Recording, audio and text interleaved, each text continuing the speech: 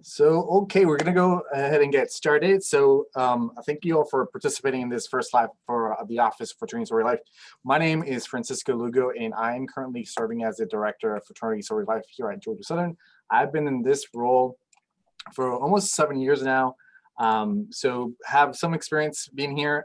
So with that said, as we start moving forward, I'm gonna have my staff who's on the Zoom meeting introduce themselves, and then we will go ahead and get started. Laura? Oh. Hi, everyone. I am Laura Donato. I am the Assistant Director for Fraternity Sorority Life. I am housed mainly at the Armstrong campus, and I have been with the community and working with the staff for a little over a year now.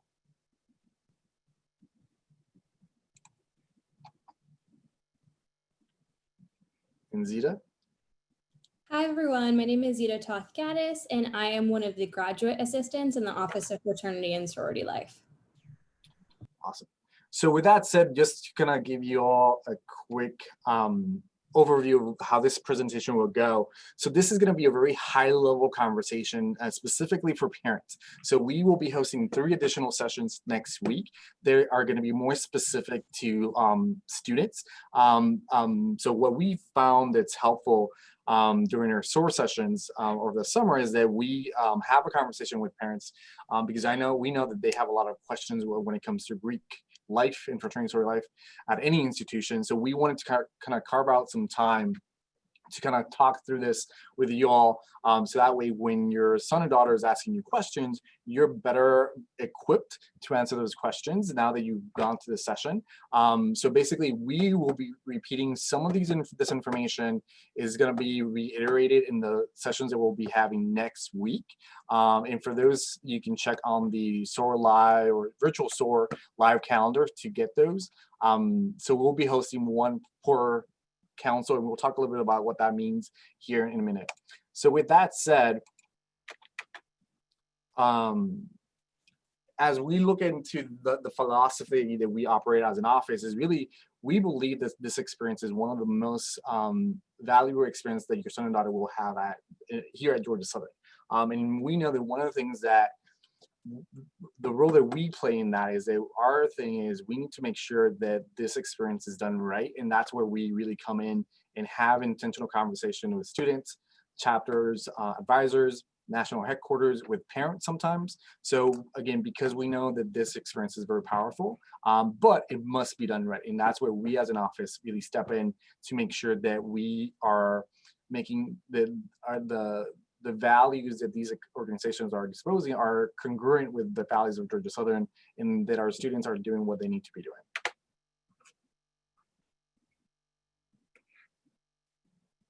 So again, just to reiterate the staff that works with our community, we have Dr. Francisco Lugo, who's our director. I'm the assistant director. Wendy is our office manager, and then Zita, who is also on with us, is a graduate assistant, and we have Mara that works as a graduate assistant as well. So these are our office core values. So basically, if you take all the marketing schemes that our organizations use, all that fluff that's out there when it comes to marketing, these are the 4 core values that we've identified that are transcendent based on campus, but also from an organizational perspective. So academics is one of them. We believe that, again, our students come to Georgia Southern to get an education, not to join one of our organizations. So we definitely make sure that they understand what that means, and we hold them accountable to that. We also give them, again, that leadership experience, not only from a chapter level, but also from a different council levels. And we have, like, for example, a Fraternity Sorority Life Ambassador program. So again, if your student is not interested in taking on a leadership role within the chapter, there's other outlets within the community that they can take. Brotherhood and sisterhood, again, that's the main staple of any Fraternity Sorority Life community. They provide that sense of belonging to the campus and within those connections that they create with their peers. And then lastly, civic engagement. So that's a combination really of philanthropy work, but also raising doing extra community service outside the Statesboro community and the Savannah community. So our groups are very equipped and do a good job in taking care of our communities as well. So when we look at our community, again, we have one office that oversees our 2 communities. So we have our Statesboro campus, which has 3 councils, 3 of our governing councils. So we have the Interfraternity Council, the National Panhellenic Council, and our Panhellenic Association. And so at the Statesboro campus, we have 32 chapters that will fall under one of those umbrella organizations. They make up about 16% of the total student population. And then of that, we have 20 fraternities and 12 sororities. And again, at our Armstrong campus, we have 3 governing councils. We have our College Panhellenic, our Interfraternity Council, and our Multicultural Greek Council. We have 10 chapters, which make up about 4% of the student population, and we have 4 fraternities and 6 sororities. So going back to the academic piece, so this is just recently pulled information from our chapter. So every semester we pull grade information from all our community members, but then we also then assign it to chapters. So basically, as you can see, the main 2 things that I'll point out here is that the overall Greek average here at Georgia Southern for the spring 2020 is a 3.31. And that's usually the case. I think that we hover around the 3.0. I think because of what happened this semester with COVID-19, we saw a spike in grades and really helping in navigating the virtual space really, really well, as you can see. So when we compare that GPA to the all students, that would be a 297. So you can see the difference between what our Greek students are doing versus our non-Greek students. We also know that our Greek students are performing a lot better and we're retaining them a lot more than our non-Greek students. In the same way that we're graduating them a lot more than the 4 and 5 year versus their peers that are not in Greek life. So that's something that, again, we tout because, again, we believe in the experience and that kind of shows not only in grades, but also information that we're being able to pull through our Office of Institutional Research. So going through and looking at our membership and what does it take for your student to become a member of Fraternity and Sorority Life? And so we have a standard, again, to keep with those academics. And we know that that transition of if you have a true freshman coming straight from high school, we know that sometimes college is a little bit harder and that they actually have to study this time to do well in college. So we require that all incoming freshmen have a 2.75 GPA that's calculated by the Office of Admissions. So this may be different from what they think that they've graduated with. So it's going through with what is based off of an admissions score. And that's where we're going to pool their GPA to see if they're eligible to sign up for recruitment or in order to go and receive a bid. Excuse me, sorry, my phone is ringing. So then based off of that, so we strongly encourage all of your students to double check their GPA just to make sure. There's nothing wrong with triple checking as well. We just want to make sure that they've got that minimum standard so that way they can go through the recruitment process. And this is for any of our councils.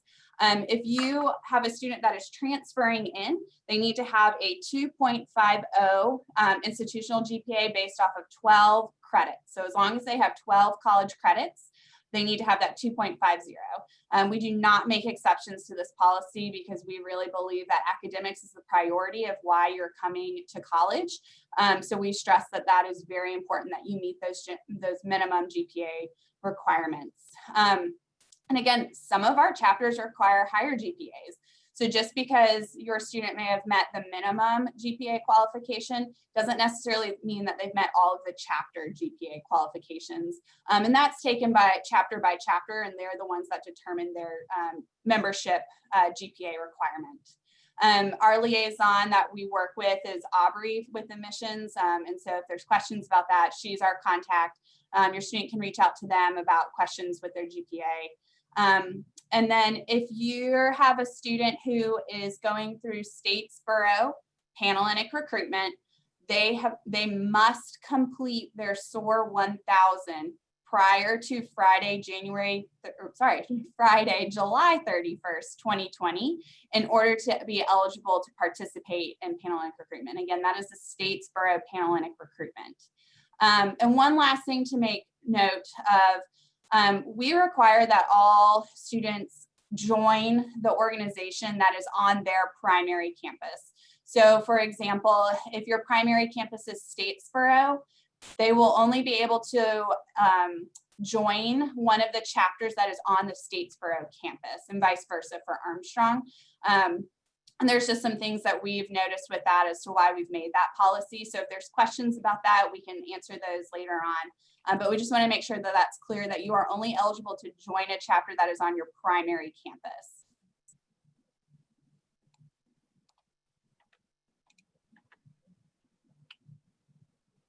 So new member in intake period. So basically one of the policies that we have here at Georgia Southern is that any new member process can only last 8 weeks. So that is 8 weeks from the minute that individual gets a bid to the minute that individual ends their pledgeship process or intake process, right? So depending on what chapter they join, that's really going to determine what that time frame will look like. So typically those individuals that are joining interfraternity council chapters, they typically will be done before Thanksgiving break. So they last between 4 and 6 weeks. Our MPHC chapters or National Panhellenic chapters and Multicultural Greek councils usually take the entire 8 weeks, just because they tend to start a lot later in the semester, where, for example, our Panhellenic Association, their recruitment process starts before even school starts. So they will be ahead of the process. So they will also be done around before they leave for November break or Thanksgiving break. So the reason we share this with you all as parents is because, again, if your son or daughter is going through a new member process or intake process, and for whatever reason you see them still in that process after Thanksgiving break, that should be a red flag. And that's where you should be asking questions and be like, what are you doing? What are the things that why aren't you done already? And you can always feel free to either contact myself or Laura or Zita or anybody else in the office, and we can definitely help with those conversations. Because at the end of the day, every single chapter, if they're going to have a new member class or an intake throughout the semester, they need to submit that information to us, so we know when they are technically thinking of starting and when they are proposed to be done by. So again, that's something why we share that with you, is that, again, if your son and daughter is not done by that November or Thanksgiving break, that should be a sign to be like, they need to start asking questions about what's going on. So, and then lastly, basically no matter what chapter you join, that new member process or intake process needs to be done before the Sunday before final starts. We do not allow any chapter to do any new member process or intake process during finals week at all. So they should all be done by then.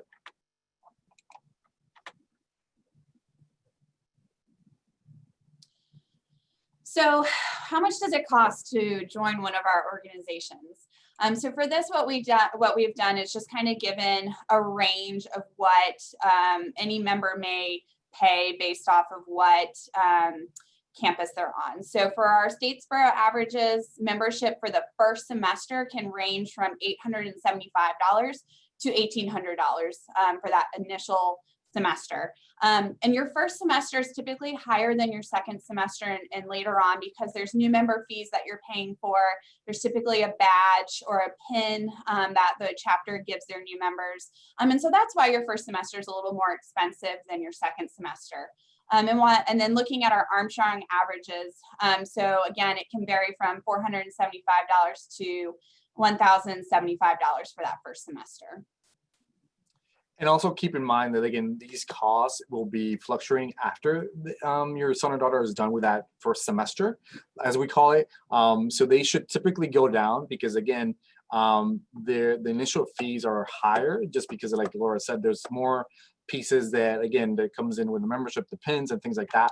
And then we also have some chapters that it's really, it's more of a la carte kind of process that, again, depending on what programs are doing, that will shift how fees are incurred. So the other thing I would mention is that we as an office do not manage these fees in any type of financial pieces. These are all fees that come down from a national headquarters perspective. So we just want to make that sure that that's clear. So if you have any questions and concerns, make sure that your son, yourself are reaching out to the national headquarters. More than likely, they're going to have you set up with your son and daughter set up a profile within a system that will have all this information, and they'll provide an actual invoice of what is actually being invoiced that semester or within that period, if that makes sense. Some chapters after the fact or after the first semester do give incentives, as far as, again, if that individual has good grades, they'll give incentives and they'll do a reduction in dues. The same way, if they're also holding leadership positions outside of the chapter, they might also be able to do some dues waivers or reductions in dues. So addressing behavior, I think that this is something that we typically like to talk about because, again, we're not afraid to have this conversation, right? So the reality is we have put some different things or mechanisms in place to make sure that we're holding our chapters and individual members within those chapters accountable. So a couple of things that we've done is really have a good partnership with our national headquarters. So that is really paramount. Again, if there's any issues, any concerns, we definitely reach out to our national headquarters and really have those conversations about what's going on. Let's have a conversation. This is what we know. We typically like to have them collaborate with them as we do in an investigation. So we as an office do not do any kind of investigation. We serve more as a liaison between the Dean of Students, specifically the Office of Student Conduct, the national headquarters, to make sure that everybody understands what everybody's saying. So we're that liaison and in between person that just manages that piece of conversation, right? So the other thing that I would say when it comes to parents, I know that in the past, the reality is we have gotten calls from different parents throughout the years that I've been here, letting me know, hey, this is happening with my son or my daughter. I need you to address that. And then the conversation kind of goes like a little bit like this, in the sense that I want you to address it, but I'm not going to tell you my son's daughter's name. I'm not going to tell you the chapter. I'm not going to tell you anything else, but I still want you to deal with it. And at that point, it's like, I can't really do anything besides send a generic email to the community and say, hey, we were made aware of this, whatever it was, and you need to knock it off.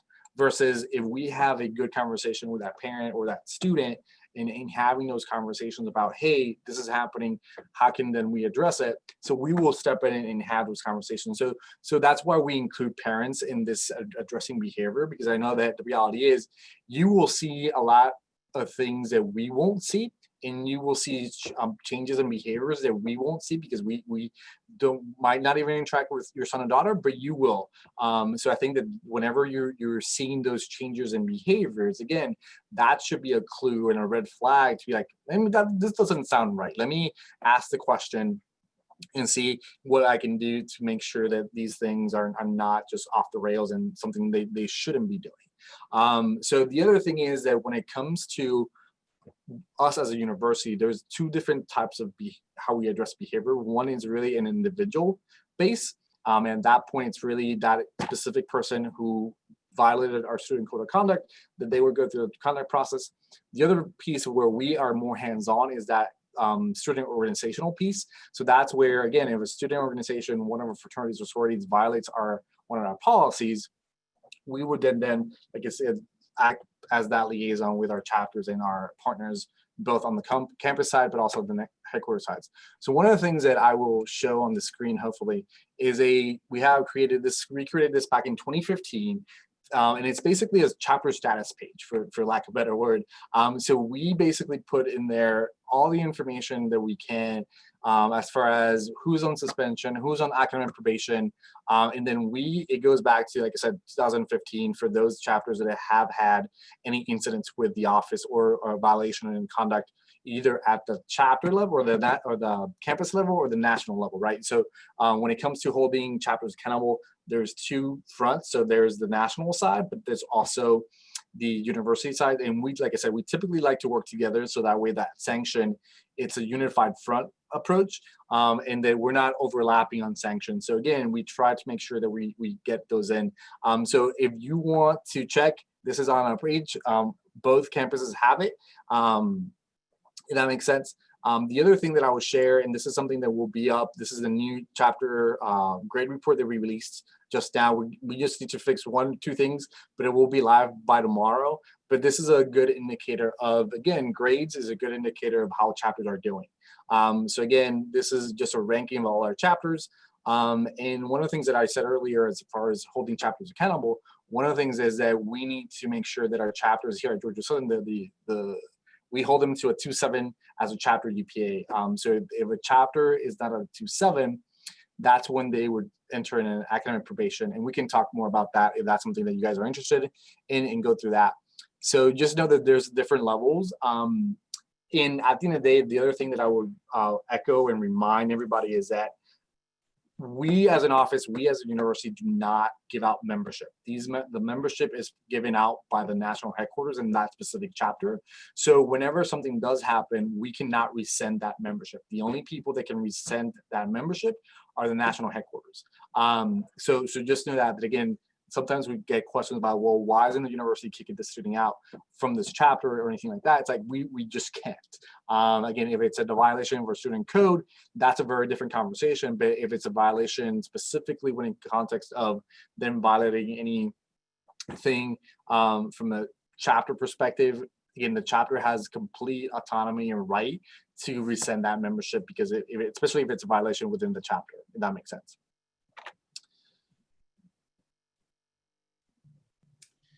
Okay, and here just are some of our important dates that are coming up again.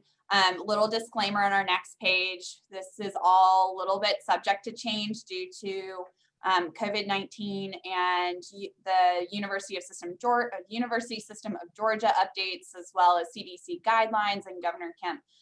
So for the time being, here's what we have planned for important dates of how your students can get involved, figure out how they can join one of our organizations.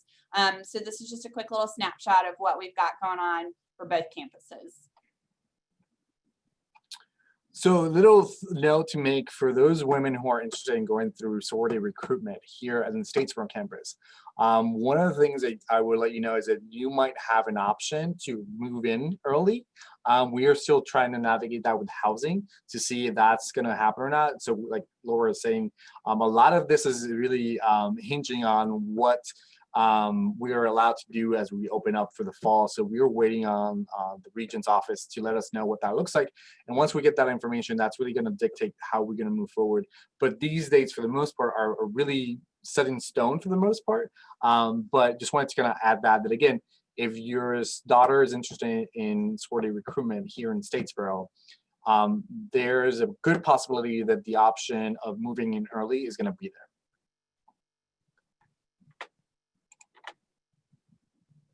And this is what we were talking about just now.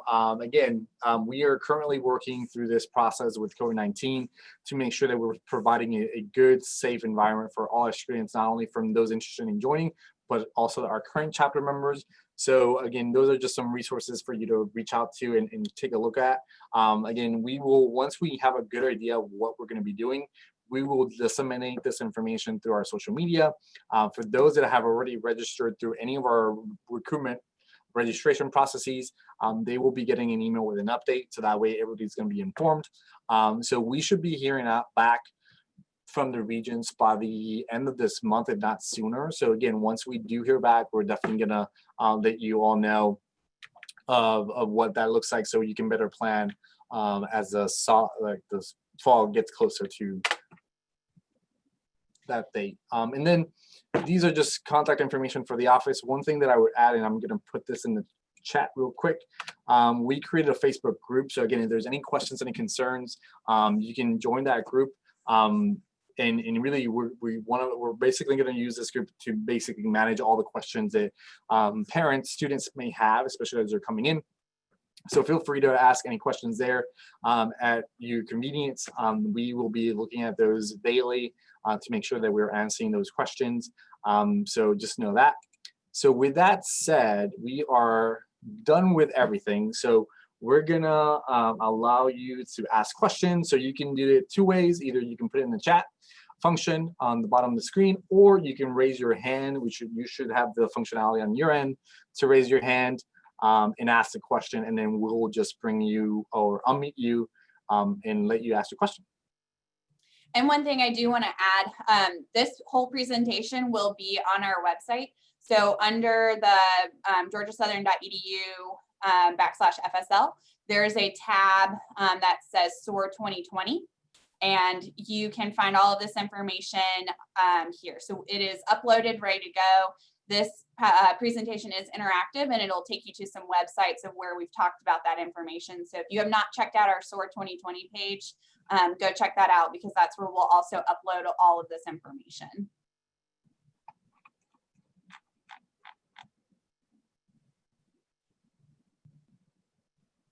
So with that said, any questions?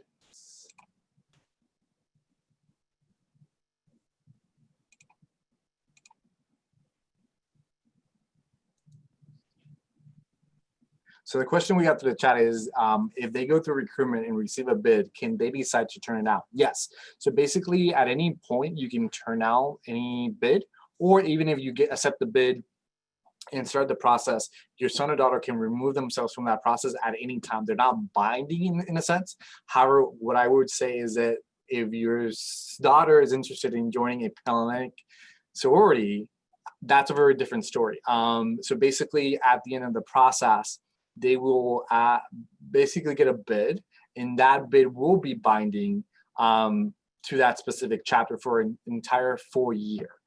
So that's something that, again, if your daughter wants to go through recruitment again, she will not be able to go through spring recruitment if it happens. So she would have to then go again through the fall recruitment process. And we'll talk more about that, and we'll dive really more in depth during our Hellenic Association and College Hellenic presentation that's going to happen next Thursday. So that's where we're really going to dive into what that looks like and the verbiage that we use with that. So just know that.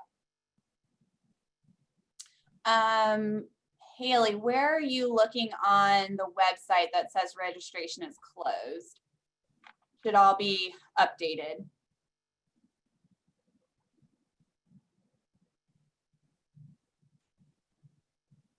So as we wait for that response, another question is about chapters and what chapters fall under each council. So if you go to our homepage and click on chat or campuses, you'll see states or chapters, and we'll list all chapters, and then you'll see next to their name what council they fall under. So just know that, again, we list everything. So if there's any questions, any concerns, the website is a great resource. But again, we will go into a lot of this information that you have about what council each chapter belongs to on our different presentations. And one of the things that if you go to those registration pages, we actually listed what chapters fall under each council in that space as well. And I can look at and give you an example of that in a minute.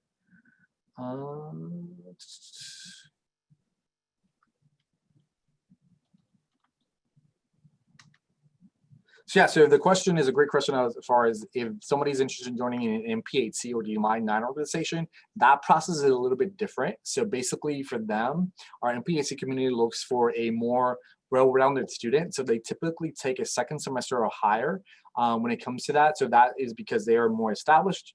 They have a established GPA on campus as well. And they have been on campus for at least a year, year and a half, and they've been somewhat involved in the community. And that's typically what our MPHC and MGC groups look for.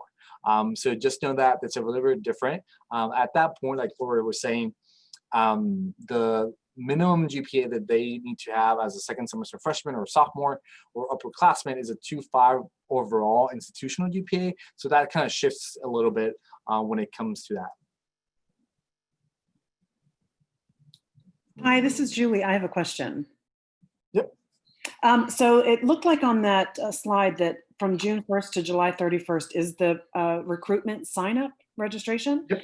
So assuming that the website's working and we can get on there, we can go ahead and get that signed up. And then any notifications as to what happens this fall, will it be fed through her SOAR page, or would it be fed through, where would we know or get the updates as to what recruitment looks like as we get closer to fall?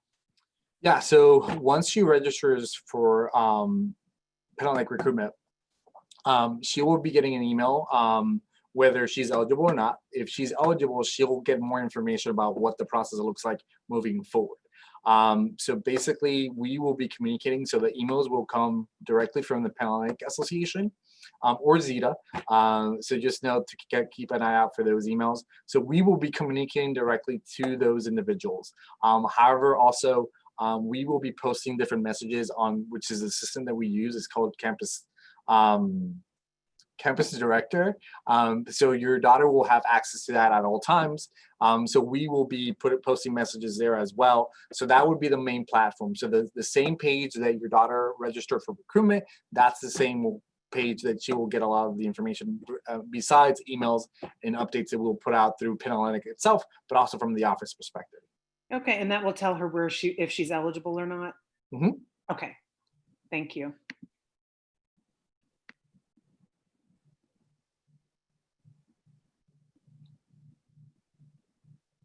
And Lori, to answer your question for first semester, what are the expected fees? So a lot of those are coming from the chapter operational items, and kind of what Francisco said about the a la carte. So that's paying for example, for apparel, any type of brotherhood, sisterhood function or retreat. Of course, it comes into some of their social events, as in like their formals or semi-formals, or anything that the chapter does to operate. It also includes national fees. So a lot of times chapters have to pay insurance through their national organization. And it also covers just the membership and that management piece from a headquarters position, as well as there's some council dues that go into that fee for that first semester. And so those are all kind of the minimum fees that people will pay. Again, if they want to add more t-shirts, or they attend more events, or they choose to not participate in a brotherhood or a sisterhood event, that can fluctuate what they pay for the semester. And that's kind of that a la carte piece. And so if they live on campus, Francisco, if you want to address that piece, but typically the second semester will go down, again, taking away from that new member fee that you have to pay. Again, you've already got your pin or your badge, so you're not paying for that piece the following semester. And some of those initial new member fees of joining the organization will not be there for the second semester. And I'll toss that over to Francisco for the housing portion. yeah, so for housing purposes, the reality is if your daughter is an incoming freshman, she will have to live on campus. And that's a university policy. So basically the students who live on the chapter houses here in Statesboro are typically upperclassmen, or those students who hold leadership positions within that chapter. So each chapter has a unique way of looking at what that looks like for them and who's going to live on the chapter house or not. The other thing I would say about chapter houses is that, one, they're not university owned. So that is, yes, the what we call Olympic Boulevard or Row is adjacent to the university. However, that is not university property. However, with that said, I'll very clearly say these students are still held accountable through our student code of conduct, because they're Georgia Southern students, and these chapters are chapters that are recognized by the university. So they still have to abide by university expectations and rules, especially around basically everything. So just know that just because they're not technically university owned property, they still have to be able to manage that space as it relates to our student code of conduct process. There was a question about when can my son and daughter join throughout the year or throughout the time here in Georgia Southern. The reality is, yeah, so we get this question a lot. So we know that there's this misconception or myth that your son and daughter has to join a chapter or fraternity sort of life that first semester freshman year. The reality is, what we say is that it's really up to your son or daughter to really think through that and see what makes more sense for them. So we don't advocate for that first semester experience, but we don't also advocate not to do it or wait till that second semester freshman year or your sophomore year. Really, it's whenever that your student is ready to go through this process, just because when it comes to the time commitment, what we typically tell our incoming students or students who are interested in joining a group is that it's typically like taking another 3 credit course hour. So it's typically like 3 credit course hours. So class, right? So there's going to be some time commitment to go to meetings and things like that. So we just want to make sure that whenever they feel ready, that's when they should then join. So again, for example, myself, I joined my junior year, my chapter, so I didn't go that path of I need to join first semester freshman year. So I went into my junior year and I still had a good experience. So really at the end of the day, it's really whenever your son and daughter is ready for this experience. If there's any questions, any concerns, we can definitely navigate that with them and have that conversation. The thing that I would say is that, again, if they wait to that second semester freshman year, at that point, because they more than likely have at least 12 credit hours under their belts, our chapters will be looking at a 2.5 Georgia Southern overall GPA. So if they do well academically that first semester freshman year, they will be more marketable to these chapters, because again, we hold them accountable for chapter GPAs and things like that. So just know that again, there's really no right or wrong answer. So it's really what your son and daughter feels it's a good time for them to join.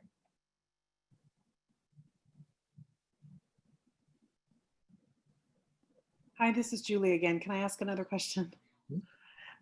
So what about resumes? Are resumes used, or are they worth it to get done before recruitment, or how does that work? Or So yeah, so resumes, reference letters typically go interchangeably. It depends on the chapter. It depends who you ask. So basically, we have a link in our page or our office website that has all the information. If you want to submit a reference letter for your daughter, you can go ahead and write and do it. And we provide you all the information. So depending on the chapter, they might ask you to send it directly to the chapter here in Statesboro, or more than likely they're going to have a link that goes to their national headquarters, and they will look at that from that end. So just know that those are not required. But if you so feel inclined to submit something, we also provide you that information. so it's really if they're interested in a specific sorority, then possibly they would use that maybe to just try to at least get some information out there about who they are and what they're looking for. Otherwise, it's just not required. Correct. Okay. Okay, great. Thank you. Yep, and also a couple of things because this is a very different summer in how we do this recruitment process altogether. So the reality is, especially for those that have or are in a Penn community or chapter, were in chapter, is that right now our chapters can definitely contact your daughter. So you might be seeing some of that already. Because again, all these things that happened because of COVID-19, there were the expectation that there's no contact over the summer by chapters. That kind of went out the way just because we wanted the NPC, who's a national organization that oversees all these 26 groups, basically make the decision that yes, now because of everything that's going currently on with COVID-19, you can directly contact these potential new members and ask them questions and things like that. However, with that said, we have cautioned them and advised them that it should not be something that's overbearing or overwhelming for your daughter, right? So if you ever feel, or your daughter ever feels that chapters are bombarding them with information and requests to at them and things like that, let us know and we'll have those conversations with those chapters. Because again, we just want to be mindful that again, there's a lot of things going on right now, and we just want to be mindful that we're not overbearing or again, just going out there and just trying to cast a wide net and not being very intentional what that looks like. The other thing I would say is that with specifically all our, especially Penn Atlantic here in Statesboro, there will be a fee, and that fee will not be more than $125.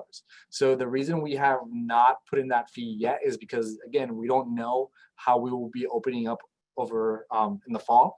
So once we figure that out, we will determine what that looks like. So typically what that looks like in a typical semester is that 125 covers the 3 shirts they would normally get. They cover lunch Monday through Thursday. Friday, we don't provide lunch for because that's when your meal plan kicks in. So basically that's covered. And then we provide snacks and things like that for our break room or break houses, if that makes sense. So once we figure out that, there's definitely going to be like that fee. But like I said, it's not going to be more than 125 altogether. And then Paige, to answer your question about early move-in, So the 9th in theory is Panhellenic Statesboro orientation. So they would, if MoveIn is allowed to happen early and we can figure things out with housing, it would happen before the 9th. So typically on that 8th is when MoveIn would happen. And that just, I think that answers your question about the move-in portion. And again, it's all dependent on what happens. So early move-in might not happen. Again, it's just waiting for us to have the go-ahead for what we can do with recruitment. So the question was asked, what's a typically rush week for fraternities? So typically for fraternities, it's basically we do, they do a week of going to the houses or meeting space, depending on what campus you're in. To the men would get to know the chapters and vice versa.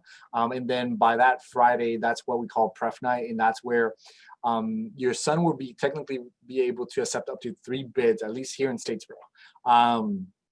And then Saturday, that's when they actually will be getting that bid. And like I said, they have a choice of up to 3 chapters. So that's something that it's typically done. Once they get that bid, that's when their new member process starts. So typically they take about a couple days break between recruitment, the week of recruitment, and then when the new member process starts at the chapter level. So that chapter at that point, they'll have different meetings to learn about the fraternity and the local chapter, getting more information out there. And then depending on what that looks like, I would say that some of our chapters have, from a national perspective, have moved to go down from a 8 or even 6 to a 4-week process. There's one that it's mandated that they initiate within 48 hours. So it's really going to be chapter specific in that how it works. So hopefully that answered your question.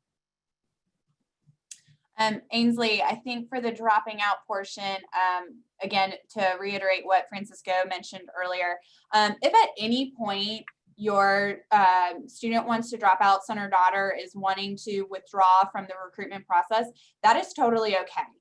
This is their process and it's their time. And if they feel like at this point in time, it's not for them, we talk them through their options and what that means to withdraw. And we make sure that they have the most education around their decision to withdraw. And again, talking with you because it is a family thing too. And so really making sure that the option to withdraw is the best for them at this time. And they can sign up for recruitment again, or they can, if there's a possibility for recruitment to happen in the spring, that's definitely an option for them, depending on what point of recruitment they withdraw, if it's Panhellenic recruitment. And as long as they have not been initiated into an organization, they would be eligible to join another organization. So there's a couple of things that go with that. But if at any point we're talking about the recruitment process, if at any point they want to drop out, absolutely. And again, the staff is here to talk them through that so that they have the best decision for them and that they know all of the outcomes that can happen. Yeah, so a couple of questions about early move-in again. So typically the way it would work is that we would have everybody move in that Sunday before school starts, and then we would start technically the process on Monday. So in theory, they will be an early move-in, but we don't know when that's gonna be because we're waiting on housing, and plus everybody's waiting on the regents. So once we get a decision from the regents office, we'll know specifically how that's gonna look like. So again, there's different plans that are in play, but it's really going to be determined by what we get from the regents as far as what plan they will approve moving forward. So just know that again, your daughter, if she's going through Panhellenic recruitment, at some point she'll be able to move in, but we don't know when because we know it's definitely not going to be a Sunday. So just know that.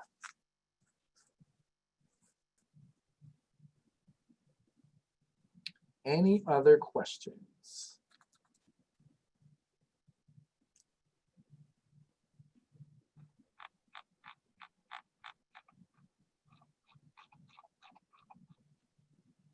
Cool. Well, if not, again, we have all the contact information on the screen. Feel free to reach out to us. I will go ahead and repost this before we go. as far as the Facebook group. So again, feel free to join the group and ask any additional question. We will be providing more information as far as eligibility and things like that we just covered. So that way you have the information there as well. So just know that again, at any time you can reach out to us, and basically all the information is on the screen, like I said. But if not, if there's no other questions, again, I appreciate your time, and we look forward to having you.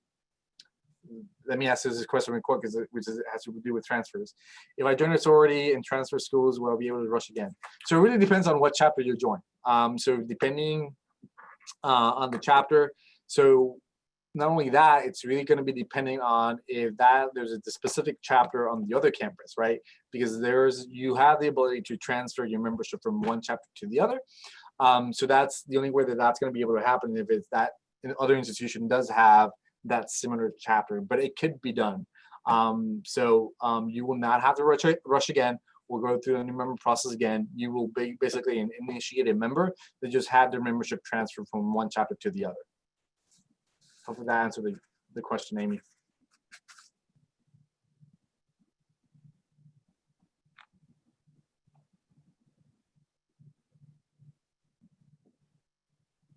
Perfect. So again, like we're saying, if there's anything else, feel free to reach out, and we'll definitely answer all the questions. And I hope that you all have a fun rest of your day. Have a good one. Bye.